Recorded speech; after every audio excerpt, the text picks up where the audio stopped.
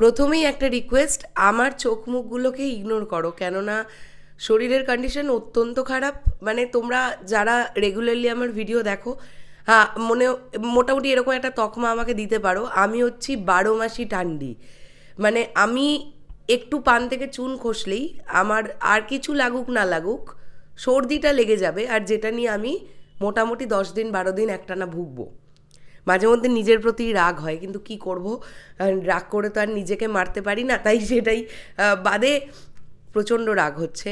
তো যাই হোক, আমি এখন এই ভিডিওতে যে বিষয়টা নিয়ে কথা বলতে এসেছি সেই ব্যাপারটা নিয়ে ভিডিওটা করা খুব গুরুত্বপূর্ণ।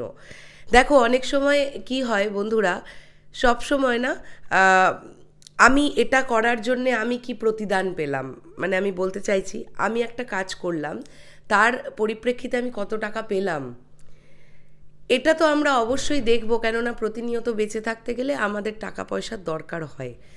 কিন্তু কিছু কিছু সময় দেখবে এমন আসে যখন টাকা পয়সা না পেয়েও বা যেখানে হয়তো সর্বোচ্চ বিষয়টা গিয়ে দাঁড়ায় বা সর্বোপরি বিষয়টা গিয়ে দাঁড়ায় ব্যবহার, বিহেভিয়ার, এবং যেটা হয়তো টাকা আজ রোজগার করব, কালকে খরচা হয়ে যাবে, কিন্তু একটি মানুষের কাছ থেকে একটা ভালো ব্যবহার পেলে আমার মনে হয় সেটা অনেক দিন মনের স্মৃতিতে কোথাও গিয়ে রেখে দেওয়া যায়।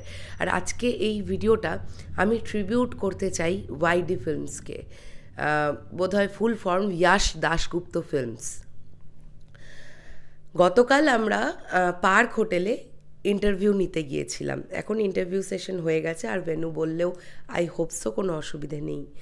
এবং তোমাদেরকে আমি জানিয়ে রাখি, প্রথমত এই কথাগুলো কেন বলছি, এই কথাগুলো আমি বলছি কেননা এটা তাদের প্রোডাকশন হাউসের না প্রথম সিনেমা। প্রথম খাতাই তারা খুলছে একটা মেন স্ট্রিম মাসালা ফিল্ম দিয়ে, যে জায়গায় দাঁড়িয়ে আমরা কিছু মানুষ যারা বলতে থাকি যে বাংলা ইন্ডাস্ট্রিতে কমার্শিয়াল ফিল্ম হয় না, মেন স্ট্রিম মাসালা ফিল্মের সংখ্যা কমছে, সেখান থেকে দাঁড়িয়ে এই সময় জিদ্দা করছেন, এই ইয়ার থেকে দেবদাও কাঁধে কাঁধ মিলিয়েছেন, এছাড়াও আরও অঙ্কুশদা থেকে শুরু করে আমরা যদি বিক্রম চ্যাটার্জির কথা বলি, তো কমার্শিয়াল সিনেমা আবার যেটা বন্ধ হয়ে গিয়েছিল, জিদ্দা ছাড়া কেউই করছিলেন না, সেই জায়গাটা 2024-এ এসে খানিকটা আবার পথটা খুলে গেছে, দরজাটা ওপেন হয়ে গেছে, আমরা দেখতে পাচ্ছি। তো এরকম একটা অবস্থায় ওয়াইডি ফিল্মস কিন্তু তারাও কোনো রকম সেফ গেম না খেলে মেন স্ট্রিম মশালা ফিল্ম দিয়ে তাদের খাতাটা খুলছে, তাদের জার্নিটা তারা স্টার্ট করছে। পার্ক হোটেল অত্যন্ত এক্সপেন্সিভ একটা 5 স্টার হোটেল, এবং যেখানে আমি তোমরা মহারাজের ভ্লগ নিশ্চয়ই দেখেছো, যারা দেখোনি আমি তোমাদের বলবো তোমরা দেখবে। ওকে আমি বলছিলাম কালকে যে ওই বরঞ্চ একটু বিব্রত বোধ করছিল যে যেখানে আমরা খাবার দাবার, মানে যেখানে আর কি লোকে খেতে বসে, রেস্টুরেন্ট, সেখানটা এতটাই অন্য রকম যে মহারাজই বলছিল আমি এখানে কিভাবে ভিডিও করব। আমি ওকে বললাম ভিডিও কর, কি প্রবলেম, কেউ তো বারণ করার নেই, আর ডেফিনেটলি এটা ভিডিও করে রাখার মতন।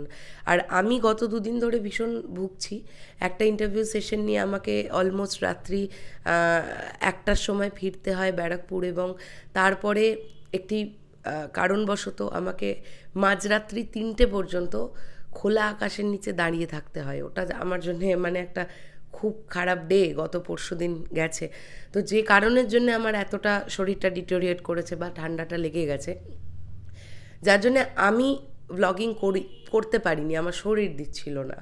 কিন্তু আমি মহারাজকে বলেছিলাম তুই ব্লগটা কন্টিনিউ কর, কেননা অডিয়েন্স যে কজন মহারাজের ফলোয়ার্স আছে বা সাবস্ক্রাইবার্স আছে, যারা আমার আছে, তারা অন্তত যে কজন দেখে সে কজনও দেখুক যে ইয়াশ দাশগুপ্ত ফিল্মসের প্রথম সিনেমা মেন্টাল, তারা মেন্টালের প্রমোশনের জন্যে তারা পার্ক হোটেলে সেটাই অ্যারেঞ্জ করেছেন। এবং শুধুমাত্র তাই নয়, আমি এখন যে মূলত বিষয়টার জন্যে ভিডিওটা তৈরি করতে আসা, সেটা পার্ক হোটেল বা কোনো একটা রাস্তার ধারের 10 টাকার হোটেলের ডিফারেন্সটা আমি ওইভাবে করছি না। আমি বলছি না পার্ক হোটেলে তারা অর্গানাইজ করেছেন মানে বিরাট বড় আকাশের চাঁদটা হাতের মুঠোয় চলে এসছে, এরম কিছু নয়। কিন্তু ওই যে প্রথমেই শুরু করলাম যে অনেক সময় কি হয় যে টাকা পয়সা আমাদের দৈনন্দিন আমাদের সারভাইভ করতে প্রতিনিয়ত দরকার, বাট বিহেভিয়ার মানুষকে একটা কোথাও গিয়ে মণিকোঠায় গেঁথে রাখতে পারে, মানুষ স্মৃতিতে ধরে রাখতে পারে। আর গতকালের দিনটা আমাদের প্রত্যেকের জন্য, মানে আমি, প্রিন্স আর মহারাজ, আমরা তিনজন গিয়েছিলাম। আমার মনে হয় গতকালের দিনটা ওয়াইডি ফিল্মস ইন ফিউচারও অনেক কাজ করবে আশা রাখবো। তবে প্রথম তাদের সঙ্গে আমাদের প্রথম সাক্ষাৎ যেভাবে, এবং সত্যি বলতে কি ইয়াশ দাশগুপ্ত, নুসরত জাহান, তাদের সঙ্গেও ফর দ্য ফার্স্ট টাইম আমার গতকালই দেখা হয়। এবং আমাদের চ্যানেলেও তারা প্রথমবারের জন্যই আসেন। প্রথমবারের দেখাতেই যেভাবে তারা আপন করে নিলেন, এবং একটা ইন্টারভিউ নিতে বসার সময় একটা মেন্টালি প্রিপারেশন থাকে। একটা জিনিস তো অবশ্যই ঠিক যে আমরা শুধুমাত্রই জার্নালিস্ট নই, আমরা সিনেমা নিয়ে কথাবার্তা বলি, সেখান থেকে সিনেমা রিলেটেড কিছু কোয়েশ্চেন কোনো সিনেমার প্রমোশনের সময় বা ইন্টারভিউয়ের সময় আমরা সেগুলোকে যতটুকু আমরা নিজেরা যা নলেজ করতে পেরেছি সেখান থেকে আমরা কাজে লাগিয়ে কোয়েশ্চেন করার চেষ্টা করি। বাট কোথাও না কোথাও গিয়ে একটা তো ভীতি কাজ করে যে আমি কি ঠিক করে করতে পারবো, আমার ইন্টারভিউটা কি ভালো হবে, অডিয়েন্স কিভাবে নেবে, যাদের আমি কোয়েশ্চেন করছি তারা কি খুশি হবেন, আমি এমন কিছু করে ফেলবো না তো যাতে তারা বিব্রত বোধ করেন, বা যাতে তারা রেগে যান, বা এমন কিছু সিচুয়েশন ঘটবে না তো যেটার জন্য হয়তো অপ্রস্তুতে পড়ে গেলাম। এমন অনেক কিছু মাথার মধ্যে ঘটতে থাকে। তো যখন আমরা কালকে প্রথম পার্ক হোটেলে গিয়ে ঢুকলাম, সেখানে নুসরতদির যিনি ম্যানেজার আছেন, অভিষেকদার সঙ্গে আলাপ, এবং তার আগে ফোনে কথা হয়েছিল, সামনাসামনি আলাপ গতকালই প্রথম হলো। আমাদেরকে যেভাবে তিনি সর্বসময় তোমরা বসেছো তো ঠিক করে, তোমরা একটু ওয়েট করো প্লিজ। এবং সবথেকে বেশি করে আমি যেটা বলবো যে আমি যেহেতু গতকাল একা গিয়েছিলাম, ন্যাচারালি ইন্টারভিউয়ের সময় শান্তিপুর থেকে যাই, যেহেতু নিজেদের গাড়িটা নিয়ে যাওয়ার চেষ্টা করি, কিন্তু গতকাল আমি ব্যারাকপুর থেকে গিয়েছিলাম বলে আমি কোনো গাড়ির অ্যারেঞ্জ করে যেতে পারিনি। তাই গতকাল আমি টার্গেট নিয়েছিলাম আমি ইন্টারভিউটা নিয়ে শান্তিপুরই ফিরবো, কেননা আমার শরীরের কন্ডিশন খুব খারাপ ছিল। আমার 2 দিন যাবত একটু নিঃশ্বাসের কষ্ট হচ্ছে, হয়তো সর্দির জন্যে। ঠাকুরের কাছে প্রার্থনা করো যেন আর কোনো কারণ না হয়। তো ওই কারণের জন্যে আমি অভিষেকদাকে রিকোয়েস্ট করেছিলাম যে দেখো আমি শান্তিপুর ফিরবো, একটুখানি যদি তাড়াতাড়ি করিয়ে দেওয়া যায়। আমরা যখনই পার্ক হোটেলে ঢুকলাম তখনই গিয়ে দেখলাম সেখানে বেশ কিছু না হোক 8 থেকে 10টি মিডিয়া হাউস অলরেডি তারা সেখানে ওয়েট করছে। তো স্বাভাবিকভাবেই তারা আগে করবে, কেননা তাদের সময় আগে দেওয়া ছিল। তো তারা চলে গেল। তার পরক্ষণেই অভিষেকদা, আমরা যেখানে বসেছিলাম গ্রাউন্ড ফ্লোরটাতে, সেখানে এসে অভিষেকদা বললেন যে তোমরা উপরে চলো, তোমরা উপরে গিয়ে বসবে, কিছু খাবার দাবার খেলে তোমরা খাও বসে, এখানে বসে থাকতে হবে না, তোমরা উপরে চলো। তো আমরা গেলাম। স্বাভাবিকভাবে সত্যি কথা বলতে কি 5 স্টার হোটেলে আমি যাইনি বলবো না, গেছি আমার কয়েকবার, বেশ বিশেষ কিছু কারণে তো যেতেই হয়েইছে।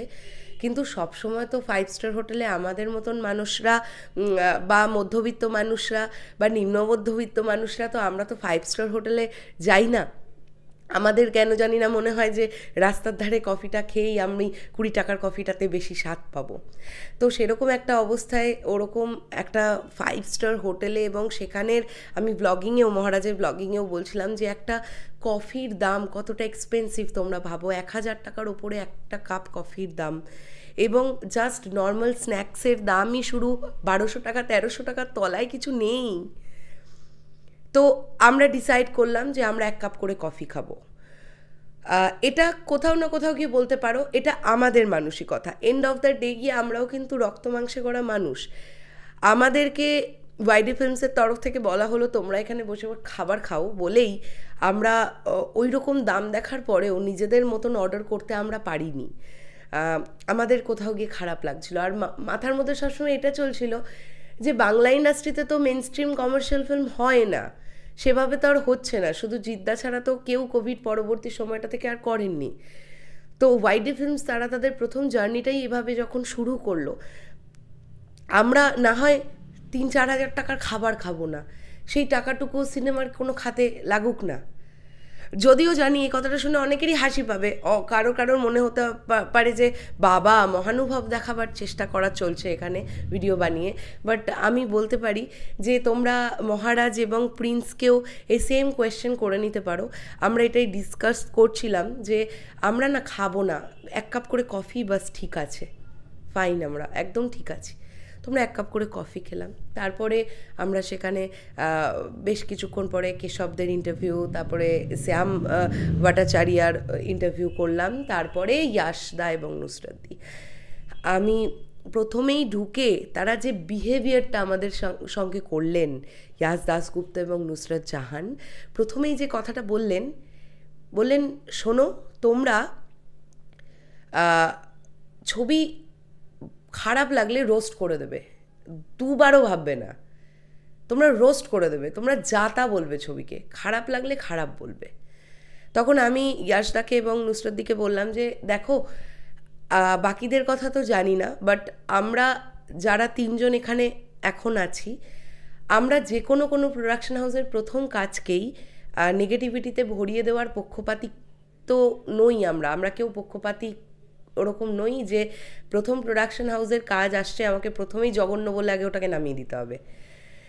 তো সেই জন্যে ছবিটা আগে না দেখার আগে কোনো মতেই কিছু বাজে বলবো না, রোস্টও করবো না। আর সত্যি কথা বলতে কি, আমার প্রিন্সের বা মহারাজের, আমাদের কারোরই ওয়াইডি ফিল্মসের মেন্টাল সিনেমা ট্রেলার দেখে আমাদের কারোরই রোস্ট করার মতন মনে হয়নি, তাই আমরা রোস্ট করিনি। যেটা নেগেটিভ দিক লেগেছে সেটুকু বলেছি, যেটা ভালো লেগেছে সেটা বলেছি, বাট রোস্ট বিষয়টা না একদম আলাদা একটা জিনিস। তো আমি ন্যাচারালি কোনো প্রজেক্টকে খুব একটা রোস্ট করি না যতক্ষণ না সেটা এক্সট্রিম পর্যায় পর্যন্ত যায়। আর মেন্টালি ট্রেলার ওরকম হয়নি রোস্ট করার মতন। তার আগের যদি গানটা বলি, কি একখান গান বানাইছে বলি, বা গতকাল যে গানটি এলো, 2টো গানই আমার ভালো লেগেছে, তো রোস্ট করার জায়গা নেই। আমরা খুব ইজিলি প্রত্যেকে ইন্টারভিউ নিলাম, এবং সেখানে যেটা বুঝতে পারলাম যে এন্ড অফ দ্য ডে গিয়ে তারা তো নায়ক নায়িকা, আমরা ইউটিউবার, আমরা কন্টেন্ট ক্রিয়েট করি, আমরা কন্টেন্ট ক্রিয়েটার। চলো, আমরাও এটা তো অবশ্যই মানতে হবে, আমরা জি 24 ঘন্টা বা আনন্দবাজার এনাদের মতন বড় তো চ্যানেল নই। আমরা আমাদের সীমাবদ্ধতাটুকু ইউটিউব আর ফেসবুক, সেখান থেকে তোমরা যতজন আমাদেরকে ভালোবাসা দিয়েছো, সেখান থেকে আমরা আমাদের মতন করে ডে বাই ডে নিজেদেরকে প্রোগ্রেস করার চেষ্টা করি।